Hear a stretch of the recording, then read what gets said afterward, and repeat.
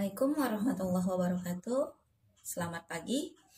Kali ini kita akan membahas yaitu rumus kosinus sudut rangkap. Jadi masih ingat rumus penjumlahan cos yaitu cos A cos B dikurang sin A sin B.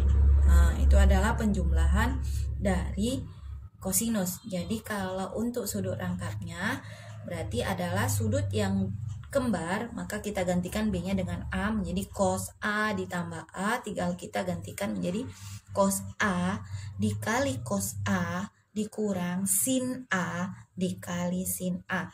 Jadi A tambah A jadi cos 2A, cos A dikali cos A, cos kuadrat A dikurang sin A dikali sin A adalah sin kuadrat A. Ini adalah rumus pertama.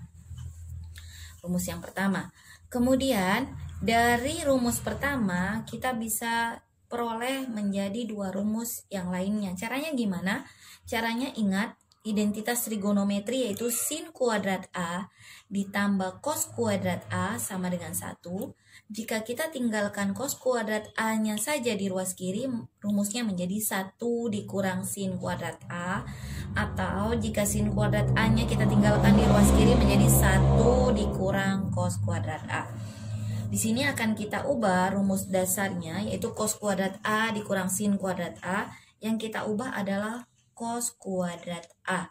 Jadi kalau cos kuadrat A itu sama artinya dengan 1 dikurang sin kuadrat A. Kita gantikan. 1 dikurang sin kuadrat A dikurang sin kuadrat A. Jadi 1 dikurang karena ini sama min sin kuadrat A dikurang sin kuadrat A sama artinya 2 sin kuadrat A. Sehingga rumus cos 2A adalah 1 dikurang 2 sin kuadrat A. Ini adalah rumus yang kedua. Kemudian cos 2A sama dengan rumus dasarnya lagi cos kuadrat A dikurang sin kuadrat A. Karena tadi udah diubah cos kuadrat A, sekarang yang kita ubah adalah sin kuadrat A. Lihat identitas trigonometri, sin kuadrat A itu sama artinya 1 dikurang cos kuadrat A. Sehingga cos kuadrat A dikurang 1 dikurang cos kuadrat A. Kita masukkan tanda negatifnya. Min 1 dikali 1, min 1, negatif kali negatif jadinya positif cos kuadrat A. Cos kuadrat A ditambah cos kuadrat A, karena variabelnya ini sama menjadi 2 cos kuadrat A dikurang 1. Sehingga rumus cos 2A adalah 2 cos kuadrat A dikurang 1. Rumus ketiga. Oke, sebagai contoh, perhatikan soal berikut ini. Jika sin A sama dengan 1/3, maka nilai dari cos 2A adalah, pembahasan, masih ingat dalil Pythagoras, yaitu rumus dari sin A itu adalah depan per miring. Kita masukkan sudut atau sisi yang di depannya 1, miringnya adalah 3, sehingga kita dapat sisi sampingnya adalah akar 8 atau 2 akar 2. Sehingga cos A itu dapat diperoleh adalah samping per miring. Sampingnya 2 akar 2, miringnya adalah 3, jadi 2 akar 2/3. Cara pertama untuk menentukan cos 2A, kita bisa pakai rumus pertama, yaitu cos kuadrat A dikurang sin kuadrat A, sehingga hasilnya menjadi cos A adalah 2 akar 2/3, 2 akar 2/3 dikuadratkan kurang sin A-nya adalah 1/3 dikuadratkan.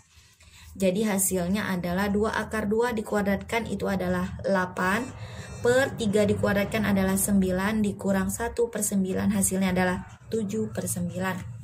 Cara kedua, cos 2A sama dengan 1 dikurang 2 sin kuadrat A. Ini mempergunakan rumus kedua, ini rumus pertama. 1 dikurang 2 sin kuadrat A sama dengan 1 dikurang 2 sin A-nya adalah 1/3 dikuadratkan. Jadi hasilnya adalah 1 dikurang 2 dikali 1/9. Hasilnya adalah 1 dikurang 2/9. Hasilnya menjadi 7/9. Sama dengan cara pertama, hasilnya sama. Kemudian cara ketiga kita mempergunakan adalah rumus yang ketiga.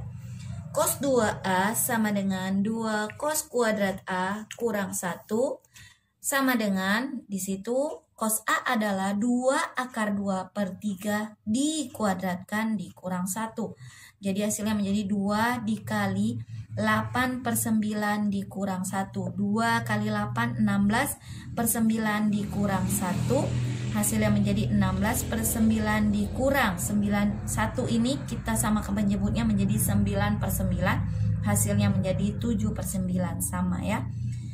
Untuk clue dari soal bentuk seperti ini, jika sin A yang diketahui, maka disarankan lebih baik atau lebih bagus menggunakan rumus yang mengandung unsur yang sinnya aja, yaitu rumus kedua, yaitu cos 2A sama dengan 1 kurang 2 sin kuadrat A. Jadi tidak 2 kali kerja, langsung kita masukkan rumusnya, hasilnya diperoleh yaitu 7 per 9. Oke, sekian dan terima kasih. Wassalamualaikum warahmatullahi wabarakatuh. Selamat pagi.